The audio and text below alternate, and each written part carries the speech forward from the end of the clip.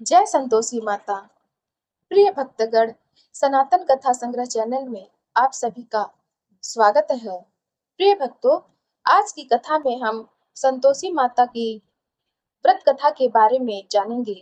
किस प्रकार संतोषी माता अपने भक्तों के ऊपर अपनी दया दृष्टि बनाए रखती हैं और उन पर कृपा करती हैं और उन्हें सुख, संपत्ति और सुखी जीवन प्रदान करती हैं। तो प्रिय भक्तों, चलिए आरंभ करते हैं संतोषी माता की व्रत कथा। एक बुढ़िया थी, उसके 7 बेटे थे। 6 कमाने वाले थे, जबकि एक निकम्मा था। बुढ़िया 6 बेटों की रसोई बनाती, भोजन कराती और उनसे जो कुछ जूठन बचती वह 7वें को दे। एक दिन वह पत्नी से बोला, देखो मेरी माँ को मुझ पर कितना प्रेम है। वह बोली, क्यों नहीं, सबका जूठा जो तुमको खिलाती है। वह बोला, ऐसा नहीं हो सकता है, मैं जब तक आंखों से न देखूं मान नहीं सकता। बहू हंसकर बोली, देख लोगे तब तो मानोगे। कुछ दिन बाद त्योहार आया। घर में 7 प्रकार के भोजन और चूरमे के लड्डू बने। वह जांचने को सिर दुखने का बहाना कर पतला वस्त्र सिर पर ओढ़े रसोई घर में सो गया। वह कपड़े में से सब देखता रहा। छहों भाई भोजन करने आए। उसने देखा माँ ने उनके लिए सुंदर आसन बिछाया, नाना प्रकार की रसोई परोसी और आग्रह करके उन्हें जमाया। वह देखता रहा। छहों भोजन करके उठे, तब माँ ने उनकी जूठी थालियों में से लड्डुओं के टुकड़े उठाकर एक लड्डू बनाया। जूठन साफ कर बुढ़िया माँ ने उसे पुकारा, बेटा छहों भाई भोजन कर गए, अब तू ही बाकी है, उठ, तू कब खाएगा। वह कहने लगा, माँ मुझे भोजन नहीं करना, मैं अब परदेश जा रहा हूँ। माँ ने कहा, कल जाता हो तो आज चला जा। वह बोला, हाँ आज ही जा रहा हूँ।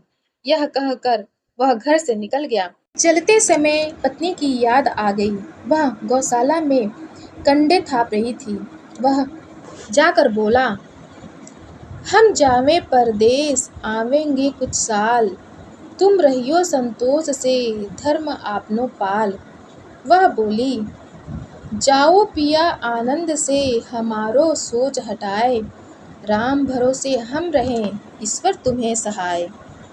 दो निशानी आपन देख धरु में धीर, सुधिमति हमारी विसारियो रखियो मन गंभीर। वह बोला, मेरे पास तो कुछ नहीं, यह अंगूठी है सो ले लो और अपनी कुछ निशानी मुझे दे। वह बोली, मेरे पास क्या है, यह गोबर भरा हाथ। यह कहकर उसकी पीठ पर गोबर के हाथ की थाप मार दी। वह चल दिया। चलते चलते दूर देश पहुंचा। वहां एक साहूकार की दुकान थी। वहां जाकर कहने लगा, भाई मुझे नौकरी पर रख लो, साहूकार को जरूरत थी। बोला, रह जा। लड़के ने पूछा, तनख्वाह क्या दोगे। साहूकार ने कहा, काम देख कर दाम मिलेंगे। साहूकार की नौकरी मिली। वह सुबह 7 बजे से 10 बजे तक नौकरी बजाने लगा। कुछ दिनों में दुकान का सारा लेन देन, हिसाब किताब, ग्राहकों को माल बेचना, सारा काम करने लगा। साहूकार के 7-8 नौकर थे। वे सब चक्कर खाने लगे, यह तो बहुत होशियार बन गया। सेठ ने भी काम देखा और 3 महीने में ही उसे आधे मुनाफे का हिस्सेदार बना लिया। वह कुछ वर्ष में ही नामी सेठ बन गया और मालिक सारा कारोबार उस पर छोड़कर चला गया। इधर उसकी पत्नी को सास ससुर दुख देने लगे। सारी गृहस्थी का काम करा के उसे लकड़ी लेने जंगल में भेजते। इस बीच घर के आटे से जो भूसी निकलती उसकी रोटी बनाकर रख दी जाती और फूटे नारियल की नारली में पानी। एक दिन वह लकड़ी लेने जा रही थी। रास्ते में बहुत सी स्त्रियां संतोषी माता का व्रत करती दिखाई दी। वह वहां खड़ी होकर कथा सुनने लगी और पूछा, बहनों तुम किस देवता का व्रत करती हो और उसके करने से क्या फल मिलता है। यदि तुम इस व्रत का विधान मुझे समझा कर कहोगे तो मैं तुम्हारा बड़ा एहसान मानूंगी। तब उनमें से एक स्त्री बोली, सुनो, यह संतोषी माता का व्रत है।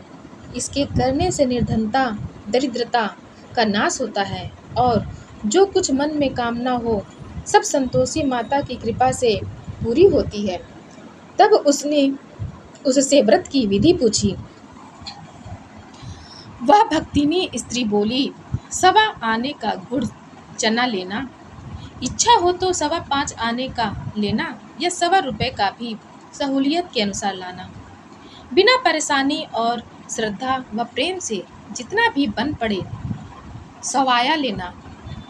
प्रत्येक शुक्रवार को निराहार रहकर कथा सुनना, इसके बीच क्रम टूटे नहीं। लगातार नियम पालन करना। सुनने वाला कोई ना मिले तो घी का दीपक जला उसके आगे या जल के पात्र को सामने रखकर कथा कहना। जब कार्य सिद्ध ना हो नियम का पालन करना और कार्य सिद्ध हो जाने पर व्रत का उद्यापन करना। यदि किसी के ग्रह खोटे भी हों तो भी माता वर्ष भर में कार्य सिद्ध करती हैं। फल सिद्ध होने पर उद्यापन करना चाहिए, बीच में नहीं। उद्यापन में 2.5 सेर आटे का खाजा तथा इसी परिमाण से खीर तथा चने का साग करना। 8 लड़कों को भोजन कराना। जहाँ तक मिले देवर, जेठ, भाई बंधु के हों, ना मिले तो रिश्तेदारों और पास पड़ोसियों को बुलाना। उन्हें भोजन करा यथाशक्ति दक्षिणा दे माता का नियम पूरा करना। उस दिन घर में खटाई ना खाना। यह सुन बुढ़िया के लड़के की बहू चल दी। रास्ते में लकड़ी के बोझ को बेच दिया और उन पैसों से गुड़ चना ले माता के व्रत की तैयारी कर आगे चली और सामने मंदिर देखकर पूछने लगी, यह मंदिर किसका है? सब कहने लगे, संतोषी माता का मंदिर है। यह सुनकर माता के मंदिर में जाकर चरणों में लौटने लगी। दीन हो विनती करने लगी, माँ, मैं निपट अज्ञानी हूँ, व्रत के कुछ भी नियम नहीं जानती। मैं दुखी हूँ, हे माता, जगत जननी मेरा दुख दूर कर, मैं तेरी शरण में हूँ। माता को दया आई। एक शुक्रवार बीता कि दूसरे को उसके पति का पत्र आया और तीसरे शुक्रवार को उसका भेजा हुआ पैसा आ पहुँचा। यह देख जेठ जिठानी मुँह सिकोड़ने लगे। लड़के ताने देने लगे। काकी के पास पत्र आने लगे, रुपया आने लगा, अब तो काकी की खातिर बढ़ेगी। बेचारी सरलता से कहती, भैया, कागज आवे रुपया आवे, हम सबके लिए अच्छा है। ऐसा कहकर आंखों में आंसू भरकर संतोषी माता के मंदिर में मातेश्वरी के चरणों में गिरकर रोने लगी। माँ, मैंने तुमसे पैसा कब मांगा है? मुझे पैसे से क्या काम है? मुझे तो अपने सुहाग से काम है। मैं तो अपने स्वामी के दर्शन मांगती हूँ। तब माता ने प्रसन्न होकर कहा, जा बेटी, तेरा स्वामी आएगा। यह सुनकर खुशी से बावली होकर घर में जा काम करने लगी। अब संतोषी माँ विचार करने लगी, इस भोली पुत्री को मैंने कह तो दिया कि तेरा पति आएगा, लेकिन कैसे? वह तो इसे स्वप्न में भी याद नहीं करता। उसे याद दिलाने को मुझे ही जाना पड़ेगा। इस तरह माताजी उस बुढ़िया के बेटे के पास जा स्वप्न में प्रकट हो कहने लगी, साहूकार के बेटे सो रहा है या जागता है? वह कहने लगा, माता, सोता भी नहीं जागता भी नहीं हूँ, कहो क्या आज्ञा है? माँ कहने लगी, तेरे घर बार कुछ है कि नहीं? वह बोला, मेरे पास सब कुछ है, माँ बाप है, बहू है, क्या कमी है? माँ बोली, भोले पुत्र, तेरी बहू घोर कष्ट उठा रही है। तेरे माँ बाप उसे परेशानी दे रहे हैं। वह तेरे लिए तरस रही है, तू उसकी सुध ले। वह बोला, हाँ माता जी, यह तो मालूम है, परंतु जाऊँ तो कैसे? परदेश की बात है, लेन देन का कोई हिसाब नहीं, कोई जाने का रास्ता नहीं आता, कैसे चला जाऊँ? माँ कहने लगी, मेरी बात मान, सवेरे नहा धोकर संतोषी माता का नाम ले, घी का दीपक जला, दंडवत कर, दुकान पर जा, जमा माल कल बिक जाएगा, सांझ होते होते धन का भारी ढेर लग जाएगा। अब माँ की बात मानकर वह नहा धोकर संतोषी माता को दंडवत घी का दीपक जला दुकान पर जा बैठा। थोड़ी देर में देने वाले रुपया लाने लगे, लेने वाले हिसाब लेने लगे। कोठे में भरे सामान के खरीदार नकद दाम दे सौदा करने लगे। शाम तक धन का भारी ढेर लग गया। मन में माता का नाम ले चमत्कार देख प्रसन्न हो घर ले जाने के वास्ते गहना कपड़ा सामान खरीदने लगा। यहाँ काम से निपट तुरंत घर को रवाना हुआ। उधर उसकी पत्नी जंगल में लकड़ी लेने जाती है। लौटते वक्त माता जी के मंदिर में विश्राम करती। वह तो उसके प्रतिदिन रुकने का जो स्थान ठहरा। धूल उड़ती देख वह माता से पूछती है, हे माता, यह धूल कैसे उड़ रही है? माता कहती है, हे पुत्री, तेरा पति आ रहा है। अब तू ऐसा कर, लकड़ियों के 3 बोझ बना ले, एक नदी के किनारे रख, दूसरा मेरे मंदिर में और तीसरा अपने सिर पर। तेरे पति को लकड़ियों का गट्ठर देख मोह पैदा होगा, वह यहाँ रुकेगा, नाश्ता पानी खाकर माँ से मिलने जाएगा। तब तू लकड़ियों का बोझ उठाकर जाना और चौक में गट्ठर डालकर जोर से आवाज़ लगाना, लो सासू जी लकड़ियों का गट्ठर लो, भूसी की रोटी दो, नारियल के खेपड़े में पानी दो, आज मेहमान कौन आया है? माता जी से बहुत अच्छा कहकर वह प्रसन्न मन से लकड़ियों के 3 गट्ठर बनाई, एक नदी के किनारे पर और एक माता जी के मंदिर पर रखा। सूखी लकड़ी देख उसकी इच्छा उत्पन्न हुई कि हम यहीं पर विश्राम करें। इतने में मुसाफिर आ पहुंचा। सूखी लकड़ी देख उसकी इच्छा उत्पन्न हुई कि हम यहीं पर विश्राम करें और भोजन बनाकर खा पीकर गांव जाएं। इसी तरह रुक कर भोजन बना विश्राम करके गांव को गया। सबसे प्रेम से मिला। उसी समय सिर पर लकड़ी का गट्ठर लिए वह उतावली सी आती है। लकड़ियों का भारी बोझ आंगन में डालकर जोर से 3 आवाज़ देती है, लो सासू जी लकड़ियों का गट्ठर लो, भूसी की रोटी दो, आज मेहमान कौन आया है? यह सुनकर उसकी सास बाहर आकर अपने दिए हुए कष्टों को भुलाने हेतु कहती है, बहू ऐसा क्यों कहती है? तेरा मालिक ही तो आया है, आ बैठ, मीठा भात खा, भोजन कर, कपड़े गहने पहन। उसकी आवाज़ सुन उसका पति बाहर आता है। अंगूठी देख व्याकुल हो जाता है। माँ से पूछता है, माँ यह कौन है? माँ बोली, बेटा यह तेरी बहू है। जब से तू गया है तब से सारे गांव में भटकती फिरती है, घर का काम काज कुछ करती नहीं, 4 पहर आकर खा जाती है। वह बोला, ठीक है माँ, मैंने इसे भी देखा और तुम्हें भी। अब दूसरे घर की चाबी दो, उसमें रहूँगा। माँ बोली, ठीक है, जैसी तेरी मर्जी। तब वह दूसरे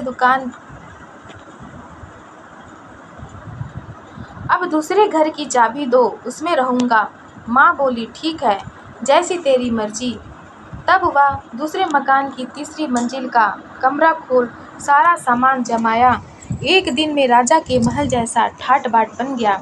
अब क्या था, बहू सुख भोगने लगी। इतने में शुक्रवार आया। उसने पति से कहा, मुझे संतोषी माता के व्रत का उद्यापन करना है। पति बोला, खुशी से कर लो। वह उद्यापन की तैयारी करने लगी। जेठानी के लड़कों को भोजन के लिए कहने गई। उन्होंने मंजूरी दिया, परंतु पीछे से जेठानी ने अपने बच्चों को सिखाया, देखो भोजन के समय खटाई मांगना, जिससे उसका उद्यापन पूरा ना हो। पेट भर कर खीर खाना, परंतु खाते ही कहने लगना, हमें खटाई दो, खीर खाना हमको नहीं भाता, देखकर अरुचि होती है। वह कहने लगी, भाई खटाई किसी को नहीं दी जाएगी, यह तो संतोषी माता का प्रसाद है। लड़के उठ खड़े हुए, बोले, पैसा लाओ। भोली बहू कुछ नहीं जानती थी, उन्हें पैसा दे दिया। लड़के उसी समय हट करके इमली खटाई ले खाने लगे। यह देखकर बहू पर माता जी ने कोप किया। राजा के दूत उसके पति को पकड़ लेकर चले गए। जेठ जेठानी मन माने वचन कहने लगे, लूट लूट कर धन इकट्ठा कर लाया है, अब सब मालूम पड़ जाएगा जब जेल की मार खाएगा। बहू से यह सहन नहीं हुआ। रोती हुई माता जी के मंदिर गई, कहने लगी, हे माता, तुमने क्या किया? हंसाकर अब भक्तों को रुलाने लगी। माता बोली, बेटी, तूने उद्यापन करके मेरा व्रत भंग किया है। वह कहने लगी, माता, मैंने कुछ अपराध किया है? मैंने तो भूल से लड़कों को पैसे दे दिए थे। मुझे क्षमा करो, मैं फिर तुम्हारा उद्यापन करूंगी। माँ बोली, अब भूल मत करना। वह कहती है, अब भूल नहीं करूंगी। अब बतलाओ वे कैसे आएंगे? माँ बोली, जा पुत्री, तेरा पति तुझे रास्ते में आता मिलेगा। वह निकली, राह में पति आता मिला। वह पूछी, कहाँ गए थे? वह कहने लगा, इतना धन जो कमाया है उसका टैक्स राजा ने मांगा था, वह भरने गया था। वह प्रसन्न हो बोली, भला हुआ, अब घर को चलो। कुछ दिन बाद फिर शुक्रवार आया। वह बोली, मुझे फिर माता को उद्यापन करना है। पति ने कहा, करो। बहू फिर जेठ के लड़कों को भोजन को कहने गई। जेठानी ने एक दो बातें सुनाई और सब लड़कों को सिखाने लगी, तुम सब लोग पहले ही खटाई मांगना। लड़के भोजन से पहले कहने लगे, हमें खीर नहीं खानी, हमारा जी बिगड़ता है, कुछ खटाई खाने को दो। वह बोली, खटाई किसी को नहीं मिलेगी, आना है तो आओ। वह ब्राह्मण के लड़के लाकर भोजन कराने लगी। यथाशक्ति दक्षिणा की जगह एक एक फल उन्हें दिया। संतोषी माता प्रसन्न हुई। माता की कृपा होते ही 9वें मास में उसके चंद्रमा के समान सुंदर पुत्र प्राप्त हुआ। पुत्र को पाकर प्रतिदिन माता जी के मंदिर को जाने लगी। माँ ने सोचा, यह रोज आती है, आज क्यों ना इसके घर चलूं। यह विचार कर माता ने भयानक रूप बनाया। गुड़ चने से सना मुख, ऊपर सूंड के समान होठ, उस पर मक्खियां भिन्न भिन्न कर रही थी। देहली पर पैर रखते ही उसकी सास चिल्लाई, देखो रे, कोई चुड़ैल डाकिन चली आ रही है, लड़को इसे भगाओ, नहीं तो किसी को खा जाएगी। लड़के भगाने लगे, चिल्लाकर खिड़की बंद करने लगे। बहू रोशनदान में से देख रही थी।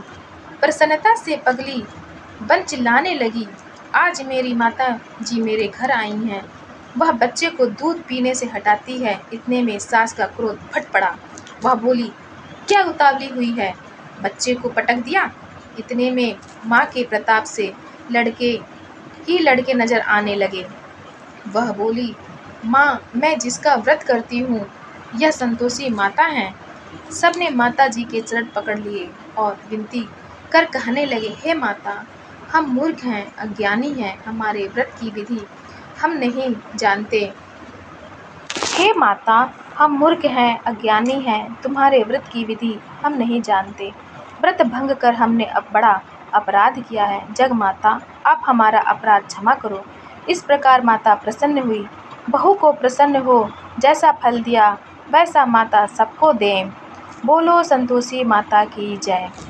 प्रिय भक्तों, कथा अच्छी लगी हो तब आप हमारे चैनल सनातन कथा संग्रह को लाइक करें, शेयर करें और सब्सक्राइब करें, ताकि जब हम अपना अगला वीडियो डालें तब आप भक्तों के पास सबसे पहले पहुँचे। धन्यवाद।